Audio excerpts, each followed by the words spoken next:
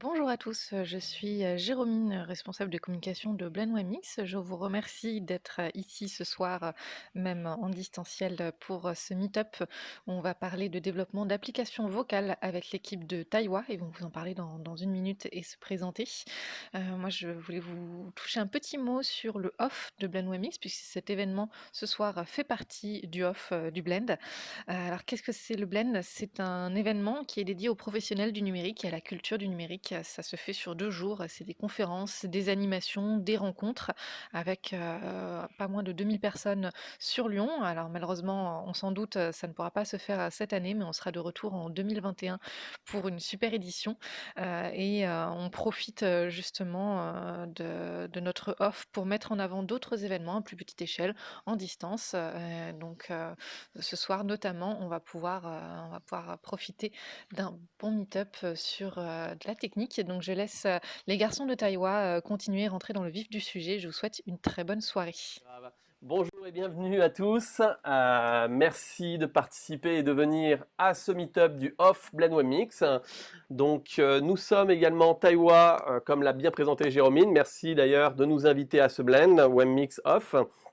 Taiwa, c'est quoi? C'est une agence lyonnaise qui développe des applications vocales, notamment à destination de Google Assistant et Amazon Alexa. Nous avons donc pour vocation de développer sur Amazon Alexa et Google Assistant des applications online et offline. Nous avons également des partenariats avec Amazon et IBM qui nous aident effectivement à intégrer des solutions embarquées sur le web, sur des PWA ou même sur mobile. Voilà. Donc nous, c'est le vocal. Nous travaillons donc depuis un an sur Lyon 3e. Et pour le coup, effectivement, nous avons pour différents clients qui nous permettent effectivement d'asseoir quelques applications. Donc ce soir, je vais vous parler un petit peu de tout et en particulier d'iOS. On va faire un petit overview, un petit tour d'horizon des différentes solutions vocales et des acteurs sur le marché. On va voir comment ça s'articule et la nouveauté effectivement c'est iOS 14. Donc là j'ai sous mes yeux un iPhone 10, bientôt le 12 j'espère. Pour le coup effectivement pour les iPhone addicts, vous avez Siri qui a développé une nouvelle interface et qui vous permet notamment de faire de la commande vocale poussée et avancée, notamment à déclencher des actions comme ici est présent Spotify pour écouter la musique, trouver un lieu effectivement directement, envoyer un message, chercher la météo et aussi sur vos applications personnalisées. Donc là c'est intéressant, une nouveauté sur iOS 14 qui est tout jeune, qui vient de sortir d'ailleurs en bêta sur la version 2 qui est sorti depuis cette rentrée, depuis le depuis le déconfinement. Et pour le coup, effectivement, nous développons des applications aussi sur iOS. Nous intéressons de près notamment à Siri avec son Siri Kit, dont je vais en parler un peu plus tard. Et pour le coup, effectivement, c'est une belle solution vocale.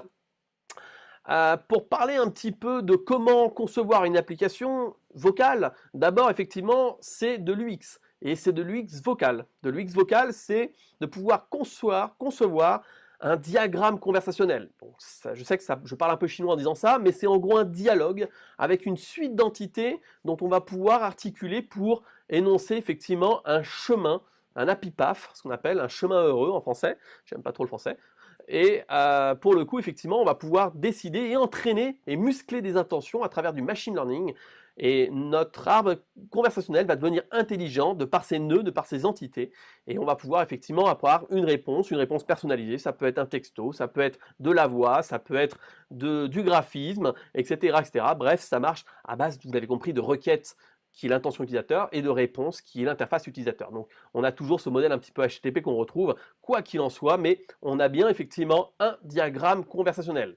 Vous pouvez le builder, vous pouvez donc le construire à travers des outils tels que Dialogflow pour Google, tels que IBM Watson chez IBM, ou Amazon Alexa SkillKit pour ce qui est Amazon. Donc il y a différents outils qui nous permettent aujourd'hui de construire des belles interactions vocales, du bon UX vocal, comme on l'aime en parler. Et donc effectivement, c'est intéressant parce qu'on va pouvoir, à travers des GUI, à travers des interfaces graphiques, muscler complètement des phrases et entraîner donc tout un ensemble d'entités pour pouvoir répondre et interagir avec l'utilisateur. C'est un petit peu à la Bandersnatch, pour ceux qui ont un petit peu vu sur Netflix, où on a un peu des histoires personnalisées en fonction des choix que l'on va faire du héros et en fonction effectivement des situations. Donc effectivement, c'est un petit peu ça où on va pouvoir muscler effectivement différents scénarios, différentes entités et faire entrer dans l'utilisateur dans différents funnels. Donc là, c'est intéressant pour le coup parce qu'on a une vraie IA à portée de main à travers des outils graphiques.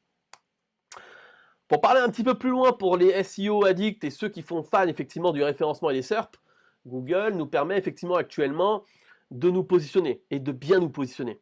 Vous avez certainement entendu parler du SEO vocal.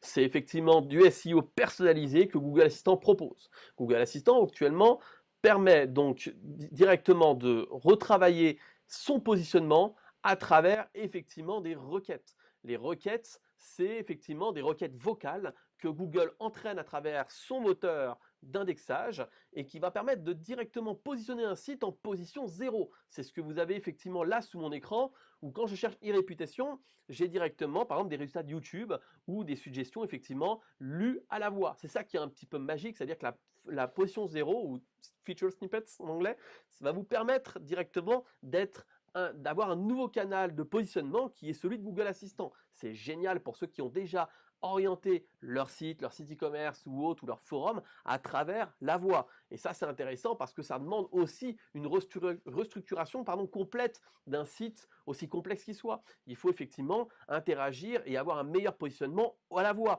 Genre, je ne fais pas la même chose que quand je recherche un mot-clé, par exemple que je tape 2-3 mots-clés dans Google, que quand je recherche à la voix, OK Google, quelle est la dernière Mercedes classe S, biturbo, etc. Bon, vous avez compris, je suis fan de Mercedes. Anyway, c'est effectivement une recherche vocale et je vais avoir un peu plus de mots-clés et un peu plus de naturel à la voix. Donc je vais glisser effectivement des questions et tout l'art et l'intérêt du SEO vocal, c'est en premier tips, je dirais, de muscler son jeu pour interagir et surtout être bien positionné au niveau de la position 0. Donc je pense qu'aujourd'hui, effectivement, ce sont des concepts un petit peu nouveaux qui sont effectivement dans l'ordre du jour du SEO classique et qui permettent d'ajouter une touche d'intelligence artificielle dans les derniers algorithmes que sort au niveau de l'IA de Google pour faire des résultats pertinents de recherche. Donc si effectivement on prend en compte ces recherches vocales, on peut se positionner aujourd'hui sur les 5 à 10% de requêtes vocales que Google traite à travers toutes ces requêtes, à travers ces milliards de requêtes qui traitent à la seconde. Il y a 5 à 10% de requêtes vocales, donc 5 à 10% d'IA musclées dans les résultats des SERP de Google, ce qui est assez effectivement faramineux. Aujourd'hui, effectivement, je vais revenir sur l'usage, mais il y a quand même 28% des Français qui utilisent Google Assistant et qui vont faire des recherches. C'est ça, effectivement, qui peut être percutant, intéressant, c'est de se dire, j'ai un nouveau canal à portée de main, j'ai le vocal qui naît et qui, effectivement, en France émerge, qui commence effectivement à bien émerger et qui est suffisamment aujourd'hui intelligent et intéressant pour qu'on puisse effectivement se dire, ok, demain je vais travailler mon SEO vocal et je vais essayer de transformer mon contenu, mon site, en un véritable, effectivement, outil adapté au référencement vocal. Voilà. C'est pas très loin d'ailleurs, je donne l'astuce du référencement SEO mobile. Le SEO mobile sort aussi des premiers résultats de recherche et c'est là effectivement où c'est intéressant, c'est que l'algorithme dont on sait approximativement est basé sur le SEO mobile de chez Google Assistant. Voilà. Donc on est dérivé un peu de ça pour adapter quelque part des requêtes vocales. Au niveau des acteurs, donc il y a différents acteurs qui se battent depuis quelques années, mais en première tête, en soi, il y a 3 acteurs qui sortent du lot, clairement. C'est Amazon Alexa. Bon, Amazon, on connaît tous la renommée et le géant qu'il est, d'accord, notamment effectivement dans l'e-commerce, dans la supply, dans beaucoup de domaines aujourd'hui qui les montrent. Donc Amazon Alexa, nous avons Google Assistant qui évidemment est la notoriété de Google, mais pas que, bénéficie des moteurs, des engines de Google, c'est-à-dire Google Images, Google YouTube, etc. Toutes les vidéos qui puissent remonter et muscler de plus en plus l'intelligence artificielle de Google. Donc vous avez remarqué que quand je dis OK Google, il devient de plus en plus intelligent, que je sois dans la voiture, que je sois dans mon salon, et il a effectivement un traitement de requête très intéressant, de plus en plus musclé. Donc effectivement, Google bénéficie d'une IA sans précédent. Et enfin, Siri de chez Apple, dont je vais en parler un peu plus longtemps juste après. Siri, effectivement, a et permet directement d'avoir une véritable IA tournée vers iOS. Mais vers iOS, effectivement, avec une expérience et un UI qu'on connaît. On connaît bien, effectivement, l'UI, l'UX de chez Apple, qui est très soigné. Siri, avec SiriKit, va nous permettre aussi d'interagir avec, à la voix, des interfaces et glisser, effectivement, un semblant d'app, c'est-à-dire un bout d'app, entre guillemets, dans Siri. C'est très intéressant. La greffe est très intéressante aussi à faire. Je vous montrerai après la petite démonstration. Privacy by Design, c'est le plus intéressant et effectivement sur lequel des acteurs comme IBM, Microsoft et même Apple misent aujourd'hui. Aujourd'hui, il y a des grosses failles quand même dans la voie. C'est ce qui constitue les principaux freins en Europe et particulièrement en France, notamment avec les RGPD.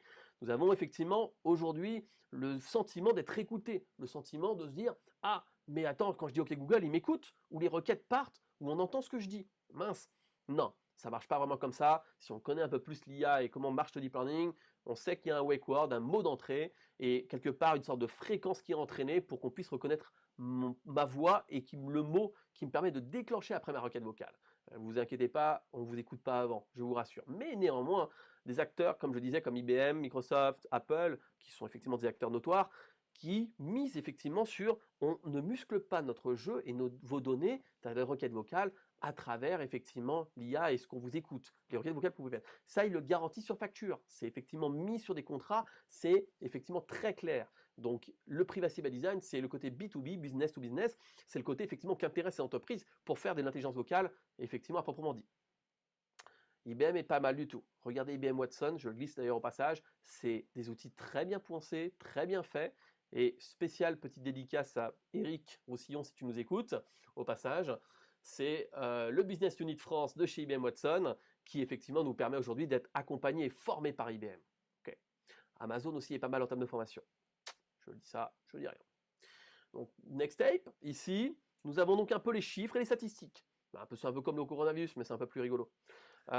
Ici, nous avons donc les chiffres directement qui sont impactés. Vous avez 1,7 million d'utilisateurs en France qui utilisent en soi les assistants vocaux, quels qu'ils soient, enceintes, smartphones, etc., etc. C'est très intéressant, d'accord? Et bon, statistiques, merci Digimind, mais directement, on a effectivement les 53% quand même qui viennent aussi des CSP+, entre guillemets. Et on a une grande majorité écrasante qui viennent des jeunes, entre 25 et 49. Voilà. Quelques petits autres stats. On sait que c'est au niveau usage le foyer, la voiture, etc., etc. Et que pour connaissance de cause, Google Home et Siri se battent la première position. Voilà. Enfin, vous voyez bien qu'en bas, les réticences et surtout la manière dont j'ai choisi mon enceinte ou mon assistant, c'est à travers évidemment la confidentialité, ça reste pratiquement majoritaire. On a également effectivement les fonctions innovantes, les commandes vocales, ce qu'on appelle le prix évidemment, qui va jouer le design de l'enceinte, l'adaptabilité, l'assistance aussi, et puis évidemment les bugs et autres qu'on connaît. Mais moyennant quoi, effectivement, l'ensemble des acteurs que vous avez remarqué dans le son, on peut parler de Marshall, de Bose, de Klimsch, de tous ces acteurs qui misent effectivement sur le vocal, de Beats by Dre, qui se disent je vais embarquer Google et Amazon, c'est effectivement une pierre angulaire pour me dire je contrôle la télé avec ça, je contrôle mes devices home, smart home, et c'est effectivement une grosse plus-value, d'accord, pour ces enceintes connectées qui sont sur le marché depuis longtemps des enceintes. Donc effectivement, là, on a différents desktops, différents supports qui nous permettent d'embarquer ces assistants, d'où effectivement la connectivité. Vous avez aussi des Fire Stick TV qui existent chez Amazon, chez Google. Vous avez également des podcasts à travers Chromecast. Vous avez plein d'outils, des télés qui sont compatibles. Vous avez beaucoup, beaucoup d'outils qui sont, on peut dire, ouais, aujourd'hui, le vocal, il est omniprésent. Multi-usage de Siri. Pour ceux qui ne le savent pas, effectivement, Siri et Google sont à couteau tiré effectivement sur le marché. Mais Siri s'est musclé depuis sa version iOS 14 et permet effectivement beaucoup de choses au vocal. Je vous en donne un petit exemple. Ici, regardez tous les cas d'usage possibles. Je peux déclencher une alarme, un minuteur, je peux programmer un événement au calendrier, je peux écrire une petite note, je peux calculer des choses, je peux contrôler mon interface de manière beaucoup plus sexy. L'UX et autres iOS, on connaît. Je développe aussi en Swift. Et effectivement, j'adore le Swift UI, j'adore effectivement l'interface iOS 14. Ils ont vraiment repensé ça. On parlera de widget tout à l'heure. Il y a des nouveautés qui sortent, mais c'est vraiment très très épuré. Photos, on peut les contrôler, on peut avoir une place de cinéma, on peut réserver un restaurant, on peut voir sur plan les différents trucs autour de moi. Bref, il y a beaucoup d'interactions depuis la V2, depuis iOS 14 et c'est très intéressant. Okay, donc là, Siri et Apple ont redoublé d'efforts par rapport au début où il était un petit peu effectivement en marge dans la version 1 par rapport à ses concurrents Google et Amazon qui mettent la barre haute au niveau assistant vocal. Donc directement, effectivement, nous avons des cas intéressants sur smartphone et Apple ont sorti les HomePod deuxième génération il n'y a pas si longtemps, des mini HomePod qui sont très intéressantes en soi, qui sont pas très chères et qui mettent effectivement la barre haute avec des acteurs comme Devialet ou autres en partenariat ou Sony qui puissent avoir une puissance effectivement de feu au niveau du son et au niveau de l'enceinte et de l'acoustique qu'on connaît.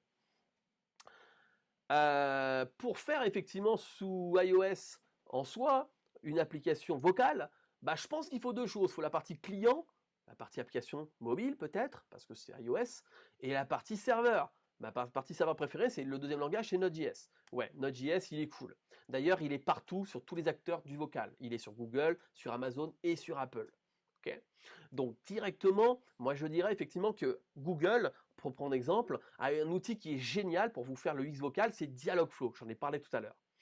Si vous faites effectivement sur Dialogflow, vous allez pouvoir effectivement décliner ça sous Fiber, sous WhatsApp, sous Facebook Manager, enfin pardon, Facebook Messenger, sous Meet, sous Skype, sous plein d'outils. Vous allez pouvoir décliner votre bot.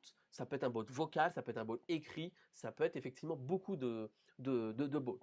Et on a effectivement cela, on a une architecture qui ressemble à ceci. Bon, ça, en bleu, vous l'avez tous reconnu, c'est Google Cloud Platform, GCP. Ça, c'est la star, la rockstar du cloud. Il y a directement un outil qui est Cloud Function qui va vous permettre d'héberger votre back, votre serveur HTTP qui va faire requête-réponse. L'outil Dialogflow qui va vous permettre UI de designer votre conversation. Le machine learning qui va permettre d'entraîner évidemment les intentions avec des phrases et muscler ça avec des patterns et plein de choses derrière. Le cloud storage pour vos fichiers externes, si vous voulez mettre en player de votre assistant vocal de la musique, des podcasts, ça peut être génial, des vidéos, etc., etc. C'est vraiment très très stylé. Donc on a une architecture un peu 3 tiers, entre guillemets, qui ressemble à du Cloud Function, à du Dialogflow, et avec notamment du Firebase pour faire le côté storage et le côté effectivement interaction en temps réel. Là, c'est assez intéressant, et si vous partez de Google, la documentation comme Alexa est bien faite. D'accord. Vous avez des outils dans le cloud, vous l'avez compris, qui sont à travers AWS pour Amazon ou qui sont vers GCP côté Google et qui vous permettent en tout en un, avec un véritable web garden, un véritable environnement, de développer votre application vocale. Voilà. C'est franchement des outils très puissants et très simples avec une courbe d'apprentissage superbe. Pour montrer à quoi ça ressemble, entre guillemets, bah, ça peut être du TypeScript, ça peut être du JavaScript, c'est effectivement du Node.js, comme je vous l'ai promis, et c'est côté back, quelque chose qui ressemble à ceci, où on va interagir avec des intentions. Voilà, les intentions côté client, côté par exemple Dialogflow que j'ai présenté tout à l'heure, elles sont valables aussi côté serveur, c'est-à-dire ce qu'on va retrouver derrière la Cloud Function et derrière Node.js. Donc il va interagir avec ça, et notamment avec les outils comme le machine learning. Le Swift, c'est la partie UI, c'est la partie ce que l'on voit. C'est très intéressant. Le Swift de ces dernières versions vous permet par exemple des shortcuts, des raccourcis. Ces raccourcis-là sont géniaux parce qu'il va vous permettre de dire ah, dis Siri, tu peux envoyer de l'argent via mon application Julien Transfert et hop, j'ai 15 000 € sur mon compte. Génial. Mais non, ça marche pas comme ça en vrai, c'est dommage, mon banquier m'appellerait sinon. Mais sinon, en fait, ou du moins il arrête de m'emballer parce que je suis dans le rouge. Mais du moins, en fait, effectivement, c'est directement des raccourcis vocaux qui sont mis sur Siri. Et je vous invite à voir un peu la version 14 que j'ai ici sur Screenshot, elle est juste géniale. Je peux rajouter vraiment des raccourcis qui sont vraiment personnalisés à fond. Je peux mettre des paramètres dans ma requête vocale pour dire je transfère 15 € par exemple sur le compte de Taïwan. Allez-y, faites-le maintenant. Bref, ce que je voulais dire aussi, c'est que vraiment, on personnalise à fond derrière la requête vocale et Siri, grâce à SiriKit notamment, qui est le framework de chez Apple, va vous permettre des choses assez avancées. Je vous conseille d'aller voir iOS 14, surtout si vous n'êtes pas mis à jour, ça m'étonnerait, et directement de vous créer vos premiers raccourcis. Ces premiers raccourcis, en gros, ils sont architecturés comme suivant. Il y a en gros Siri UI qui va vous permettre de personnaliser en fait votre contenu au niveau de la vue quand vous dites Siri et que ça se lance directement. Ok. Et directement, j'ai Siri qui va vous permettre de travailler avec des intentions. Bah, c'est un petit peu comme Dialogflow, on retrouve un petit peu ce même système où il va travailler et muscler son jeu, interagir avec l'application par l'extérieur et reprendre une vue de l'application, ça peut être en Swift UI notamment, et renvoyer ça directement à la voix. Donc ça c'est génial parce que vous avez et le visuel à travers l'UI et la voix. La voix de Siri qui est grave améliorée d'ailleurs depuis la 2. Je vous invite à l'écouter. On peut faire beaucoup de choses, c'est ce que proposent les Siri Domains. On peut écrire des messages, on peut interagir avec les notes, on peut interagir avec les paiements, avec Apple Pay notamment, on peut interagir avec tout ce qui est photo, tout ce qui est vidéo, tout ce qui est car commands. Ça, si on a une belle Mercedes, ça marche très très bien parce que Apple Car, effectivement, est maquillé avec certains modèles, notamment de BMW aussi, et permet de déverrouiller ou faire avancer votre Batmobile comme vous voulez directement et vous permet aussi de réserver des restaurants, de voir des médias, des CarPlay, etc., etc. Bref, je tease pas, allez voir. Je vous conseille juste de keep MVC architecture. C'est-à-dire qu'on va garder une architecture 3 tiers, modèle, vue, contrôleur, ça on l'a vu et revu dans n'importe quel framework, mais on va garder quand même la couche service qui est effectivement une pierre angulaire et qui va vous permettre notamment de créer des classes réutilisables entre le modèle notamment et le contrôleur. C'est très intéressant pour le coup. On garde en général des architectures MVCS pour ces types d'applications dites vocales. Bah, les permissions, c'est très simple. Sur une application iOS, on ajoute, comme vous savez, sur InfoPaylist, les permissions qui vous permettent d'interagir avec la voix, notamment celle avec Siri, etc., etc. Une fois qu'on a fait ça, en gros, à quoi ça ressemble? On déclare dans notre activité, notamment dans AppDelegate, qu'on va interagir notamment avec SiriKit et qu'on va charger des intentions. C'est un petit peu ici que ça se passe, c'est le fichier route. Ensuite, on va venir travailler avec des intentions, comme vous voyez sur simple écran. Je vous présente juste des screenshots de mon éditeur. C'est des exemples simples, mais on comprend vite et rapidement les 3 ifs qui sont ici. Je regarde mes paiements au niveau des intentions, je peux voir son usage et puis je peux payer. C'est 3 actions qui répondent à des intentions derrière. Voilà, c'est pas plus compliqué que ça, vraiment, d'accord? Et on peut après, avec MLKit, qui est un autre framework de chez iOS, diffuser et modéliser et surtout entraîner un modèle de données qui puisse être intéressant pour les intentions. Et puis au niveau UI, ben, je peux faire ce que je veux. Au niveau, ça c'est une intention avec sa confirmation et son handle. Bref, je peux effectivement au niveau UI, comme je disais, interagir directement avec Xcode directement. Donc on peut avoir effectivement le titre, la description, les paramètres que prend ma requête vocale. On peut avoir la réponse ou le type de réponse à engendrer. C'est très très bien fait. Voilà. Si mon Mac ramait pas assez, je vous ouvrirai tout de suite mon Xcode et je vous montrerai ça en live. Et je builderai même une application. Malheureusement, je crois que mon Mac va griller un peu avant. Donc du coup, effectivement, c'est vraiment un outil clé en main sous Xcode pour faire des belles apps et dites vocales.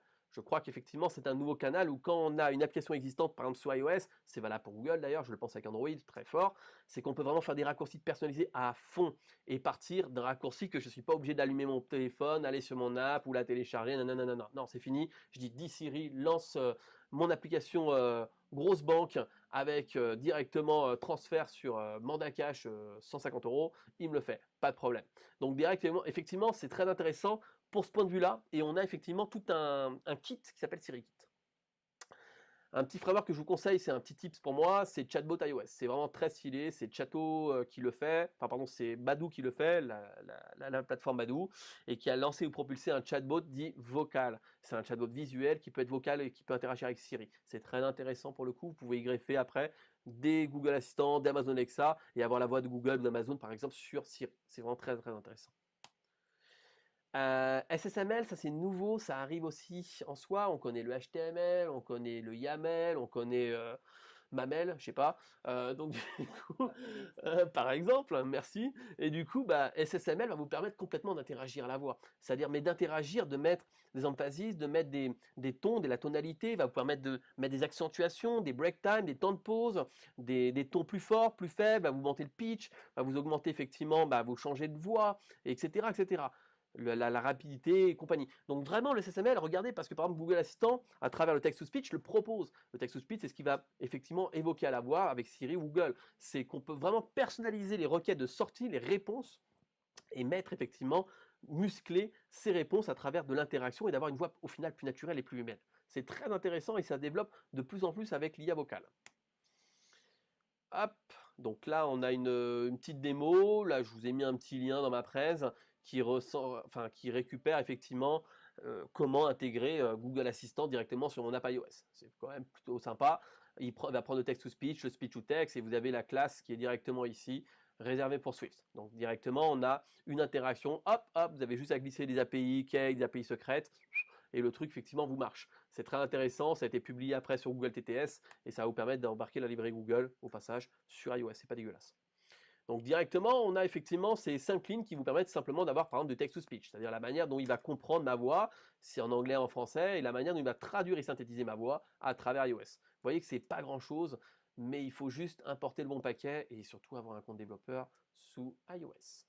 200 $, merci, au revoir. Du coup, on a également le speech to text sur iOS qui va être donc comme le text to speech mais un peu plus long cette fois-ci. On va faire des requêtes pour pouvoir appeler le recognizer speech, puis faire une tâche ici qui va permettre de retranscribe directement ce que je vais dire et d'avoir une best transcription de effectivement ce que l'on va dire après à la voix. Voilà, c'est effectivement d'avoir la meilleure effectivement traduction de ce que je peux dire directement avec mon accent, avec ce que je veux en texte. Donc il y a deux choses, deux concepts à noter, c'est le text-to-speech qui va pouvoir dire effectivement ce que j'ai écrit et le speech-to-text qui va pouvoir capturer ce que je dis. C'est deux notions différentes. Enfin, je tease un petit peu sur le Core ML. C'est une couche très intéressante envoyée sous iOS qui va vous permettre directement de muscler vos intentions, d'identifier. MLKit, c'est un énorme framework qui va vous permettre de reconnaître même des sons, de reconnaître une voix, de reconnaître un mot, de reconnaître un ensemble de mots ou une expression, ou même qui va vous permettre de reconnaître une image ou même une vidéo. Donc c'est quand même des choses assez poussées au niveau du machine learning, deep learning, mais c'est tout aussi intéressant parce que quand on connaît effectivement la puissance de feu de Apple et notamment de ce qui se passe au niveau application, quand vous reconnaissez une photo, une vidéo ou autre, c'est qu'effectivement ce qu'il embarque dans les applications et notamment le framework, c'est pas dégoûtant du tout. Je vous conseille de regarder Core ML. Voilà. Après SiriKit, MLKit. Intéressant. Watson Service, c'est très intéressant parce que si on parle de privacy by design et qu'on reste dans l'univers Apple, on a effectivement un service de chez IBM qui vous permet de garantir sur facture, comme j'ai dit tout à l'heure, vraiment un côté privacy. Donc, il ne va vraiment pas utiliser vos données pour muscler son jeu et pour muscler effectivement Watson. Watson va utiliser vos données de manière très privée sur des serveurs de manière très clusterisée, d'accord, et localisée. Donc du coup, ça va vous permettre d'en muscler votre jeu en toute sérénité et surtout quand vous manipulez des données sensibles ou des données privées sur des serveurs privés ou autre en soi. Vous voulez quand même du cloud, mais du hybride cloud, vous voyez, du cloud privé entre guillemets. Voilà.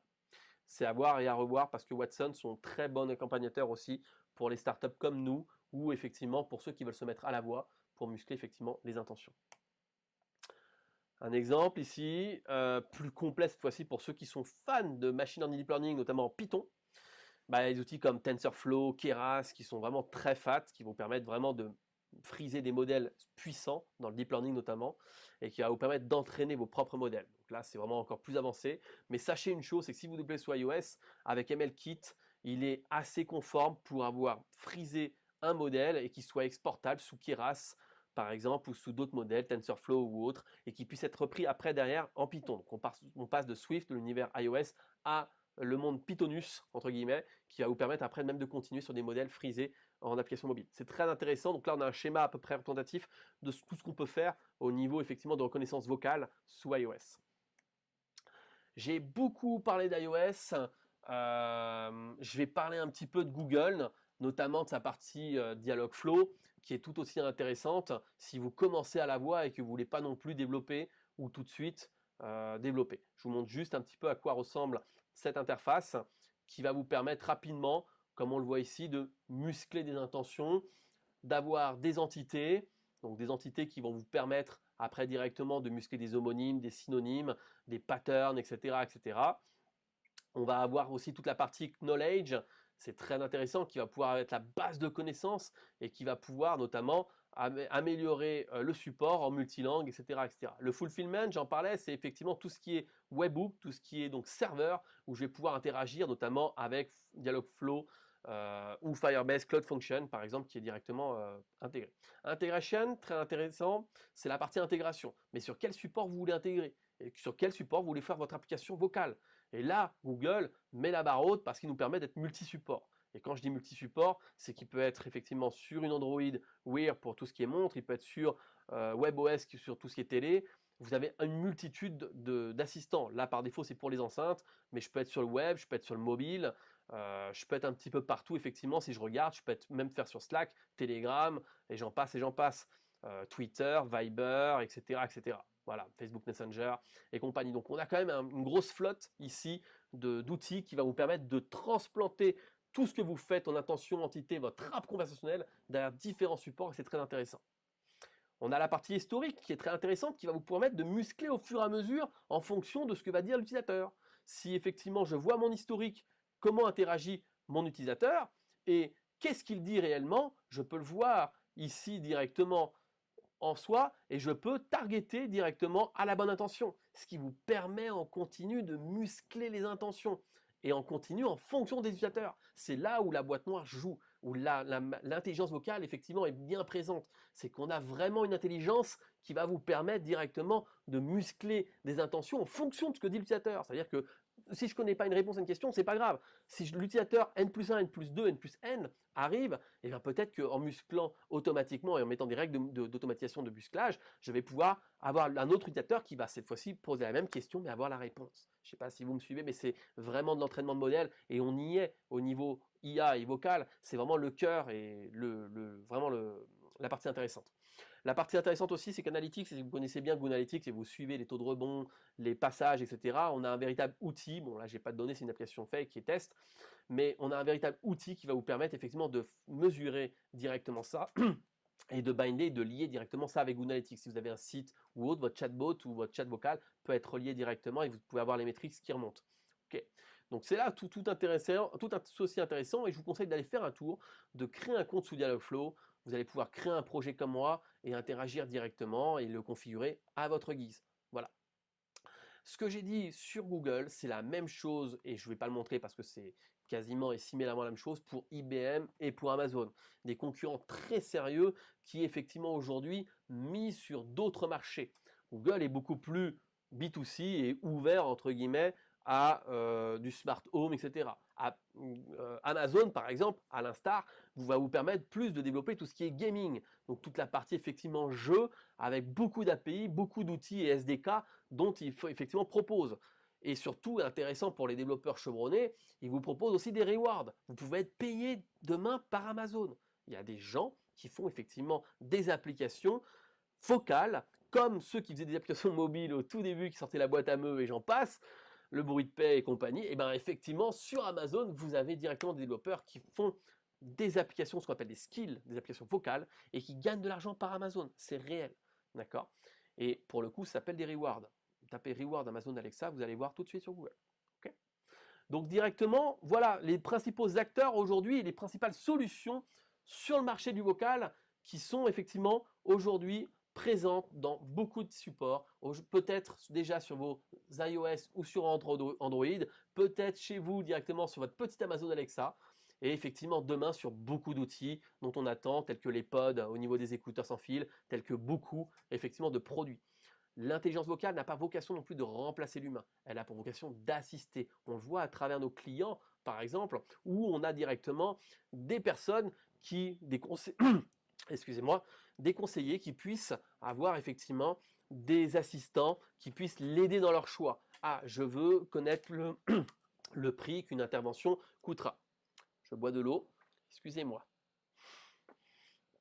Et du coup, ce que je disais, merci, ce que je disais, c'est que c'est vraiment très intéressant parce que là, on a un outil qui va vous permettre d'avoir effectivement une assistance au fur et à mesure, une assistance qui peut même se greffer sur des SVI.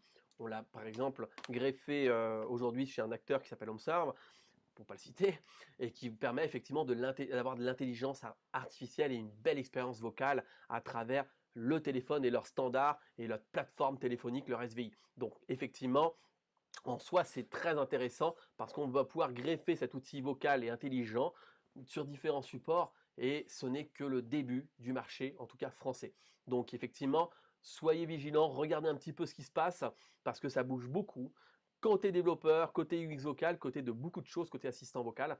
Et effectivement, demain, ça arrivera à vitesse grand V. Ça ne m'étonnerait pas qu'il y ait plus de choses, notamment en SEO, notamment au niveau des interactions vocales. On aura effectivement un petit peu le futur et l'IoT avec la 5G qui arrive, qui va nous le dire. Voilà, merci à vous. Merci d'avoir suivi ce off directement en live sur le off webinar de la Blend Web Mix. Merci à la Cuisine Web au passage de nous avoir invités et je vous dis à très bientôt. Je suis disposé si vous avez des questions. Merci à vous.